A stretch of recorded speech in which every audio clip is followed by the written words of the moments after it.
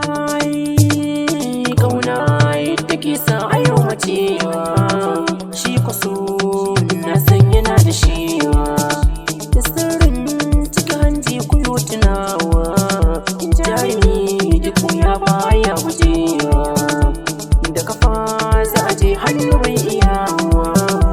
lissafi haka ne tasirin kwakwalwa, duka na sani baya shiryawa, addu'a za mu yi rabbi tsarewa, da so shi ke sa a saman na gawa,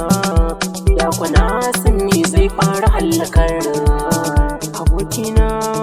kalmar kayo tunawa, na sani ka sani ka jaddadawa, ƙauna ita ke sa ayo macewa, ƙauna ita ke sa aje kushewa, ƙauna tushen farin ciki ce,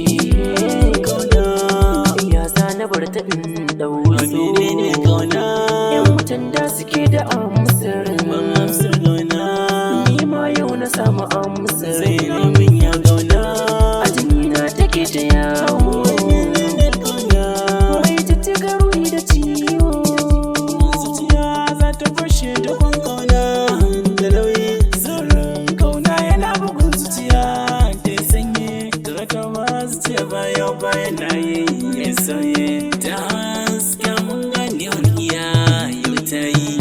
zamani na daure ya kabar kiwon bayi, haka za su rainin ƙauna da wannan layi, dariya ba ta zama siffar ƙauna ko da hanyi, tsarin zuci da zuciya ke magana kau da bulayi, ni ma gana layi gumata na san me yayi, ba mamaki tasiri da ta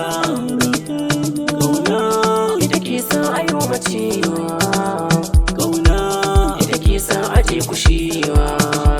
ƙauna tushen farin ciki ce, ƙauna